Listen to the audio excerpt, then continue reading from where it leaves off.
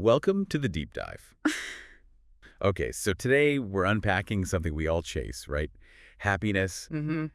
but it often feels misunderstood. Totally. Like it's this constant state of bliss or just, pure luck. Exactly. But what if that's not quite right? What if happiness isn't something that just happens to you, but something you can actually, maybe even scientifically, well, cultivate? Ah, that's the key word, cultivate. Yeah. I mean, what does it really mean to approach happiness as a practice, not just an outcome? Well, that's a crucial distinction. And the science, it really helps clarify things.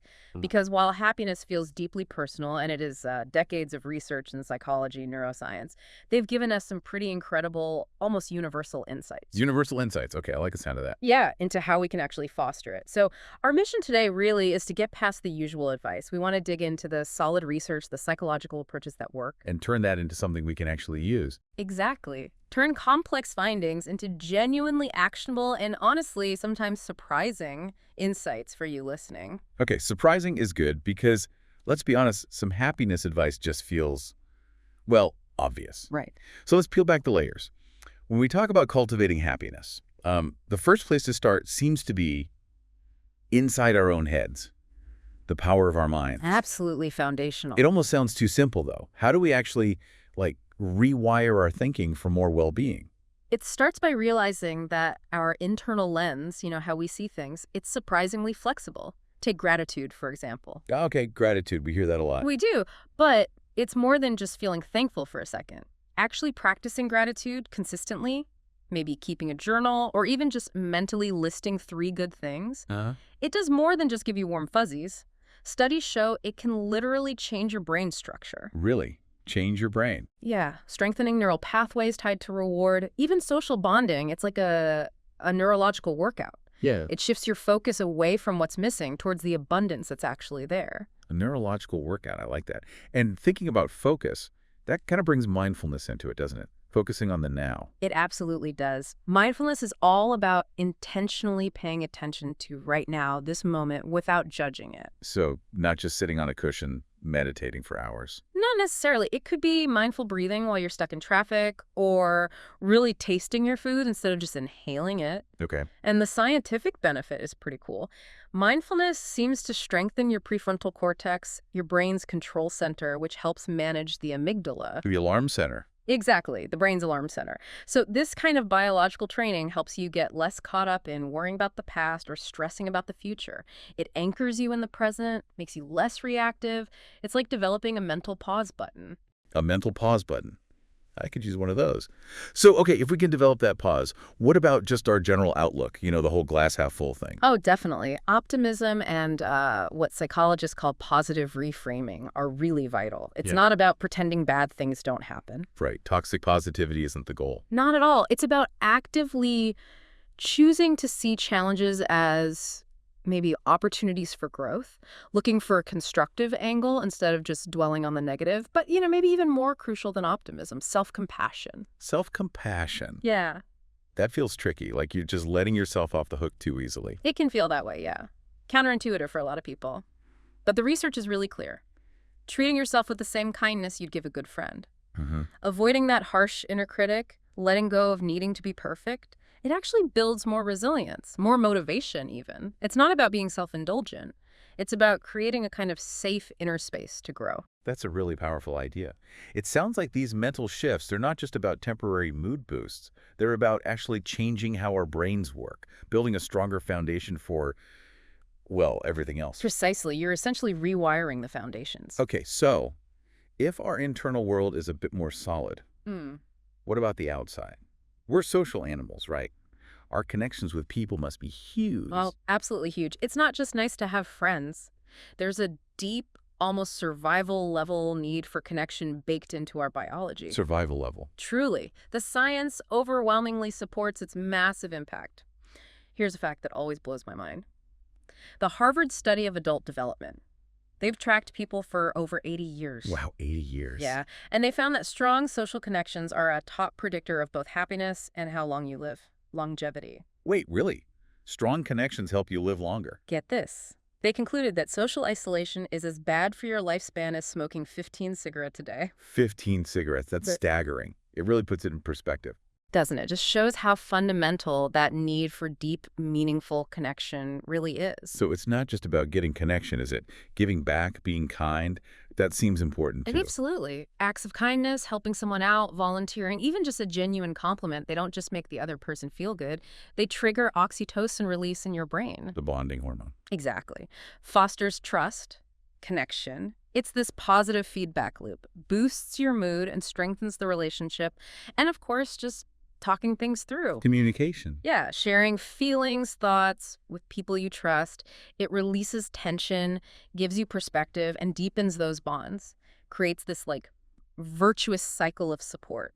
Okay, so if connections are that vital, especially now, with social media giving us thousands of friends, what does this actually mean for how we spend our time? Is it quality over quantity? That's a great question, and the research consistently shouts quality over quantity. It's about genuine vulnerability, shared stuff, real support, not just collecting followers. It means really making time for those deep interactions, even if it's just with one or two close friends. That makes total sense. Okay, so mind-tuned, relationships nurtured. What about the vehicle carrying all this around, our bodies? Physical well-being, it plays a bigger role than we sometimes admit, right? Not just about looking good. Oh, far from it. The mind-body connection is incredibly real and powerful. Physical health is directly tied to your emotional state. Think about exercise. The endorphin rush? Well, yes, endorphins are great, those natural mood boosters, but exercise also stimulates nerve cell growth in the hippocampus, key for memory and mood regulation. So it's literally building a better brain for happiness. In a way, yes. It's a fundamental biological tune-up. Yeah. Finding something you actually enjoy doing, dancing, walking, whatever, and being consistent, that's the key. Consistency, right. Yeah. And I know for me, a bad night's sleep. Yeah. Oh, man. Everything feels harder the next day. You are definitely not alone there. Quality sleep is non-negotiable for mental and physical health. Getting that solid 7-9 hours most nights, crucial. It regulates mood, locks in memories, boosts energy. Our brains literally clean themselves during sleep. Brain cleaning, interesting. And then there's diet. What you eat profoundly impacts your brain. Nourishing your body with whole, healthy foods directly fuels your mood, your thinking, even your gut health, which we now know is massively linked to emotions through the gut-brain axis. So it's not just about avoiding junk, but actively choosing brain-boosting foods. Exactly. And one more simple thing. Nature. Getting outside. Yeah. Even just a short walk in a park. Studies show it lowers stress hormones like cortisol, improves your mood almost instantly. It's not just about feeling good in the moment, it's about fueling our whole capacity for happiness on a really basic biological level. Okay, so we got mind, relationships, body.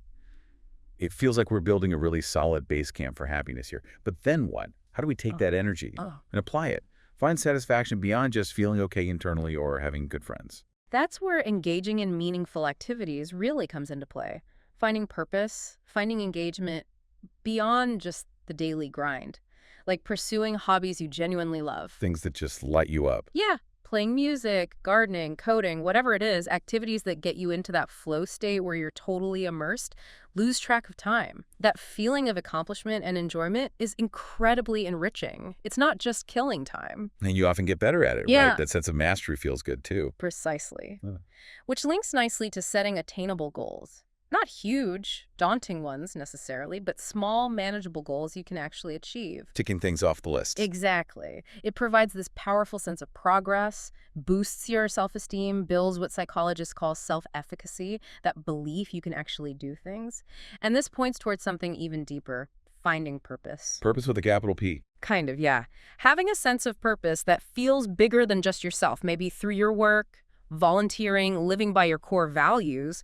It contributes massively to life satisfaction. It taps into what's called eudaimonic happiness. Eudaimonic, like meaning-driven happiness. Exactly. Deeper than just momentary pleasure. And related to that is simply keep learning. Staying curious. Absolutely. Learning new things, challenging yourself. It keeps your mind sharp, adaptable neuroplasticity, right? And it can open up whole new worlds, new passions. But this does raise a really practical question. Yeah. How do we actually weave these enriching things, hobbies, goals, learning, into our super busy lives? without them just feeling like another chore on the to-do list? That's the million-dollar question, isn't it? It often feels like a luxury, but it sounds like making space for them is actually essential for real, lasting happiness. It really seems to be. And speaking of life, it's not always smooth sailing. Right. Happiness can't just be about avoiding problems. It's got to be about how we handle them when they show up. You've nailed a critical point there. Real happiness isn't about a life with no problems. That's impossible. It's about having the ability to navigate the tough stuff effectively. Which means resilience. Exactly. Developing resilience. Learning to cope with life's inevitable ups and downs. And the approach isn't just passively bouncing back. It's more about actively seeing difficulties as chances to grow, adapting, building new coping skills because of the setback. So kind of reframing hard times as life's training sessions. That's a great way to put it. And having tools helps. Stress management techniques, deep breathing, meditation, just better time management. They can lower your physical stress levels, stop you feeling totally overwhelmed. But maybe the most crucial piece here is actually acknowledging all your emotions. There's this myth that happy people are just, smiley all the time, never feel bad. Right. Suppress the negative. But true well-being doesn't mean suppressing negative feelings. It's vital to let yourself feel sad or angry or scared. Acknowledge it, and then work through it constructively instead of letting it hijack you.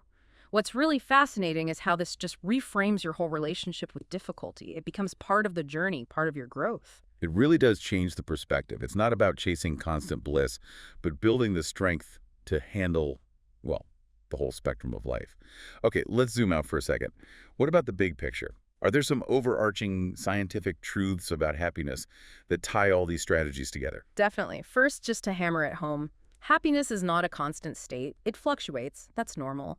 Experiencing a whole range of emotions, including the uncomfortable ones, is part of a healthy life. Okay, managing expectations. Got it. Second, science has given us this kind of breakdown, which is pretty interesting. Your overall happiness potential seems to be influenced by genetics, maybe around 50%. Whoa, 50% genetics. That sounds like Yeah. a lot is predetermined. It sounds like it, yeah.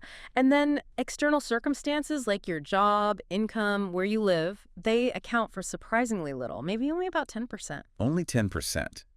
How can that be? Big life changes feel like they should matter more. Well, it's largely due to something called hedonic adaptation. We humans are amazing at getting used to things, good or bad. That pay rise, that new house. The initial boost wears off pretty quickly, and we tend to drift back to our baseline. Okay, so we adapt. But wait, if it's 50% genetics, 10% circumstances, what's the rest? That leaves 40%. Exactly. And that 40%, that's where the power lies. That chunk is attributed to your intentional activities, your choices, your mindset shifts, how you nurture relationships, how you engage with the world, the stuff we've been talking about. So 40% is within our control. Just That's actually well. really empowering. Isn't it? It puts the agency right back with you. And the final crucial point ties into that. Be patient and consistent.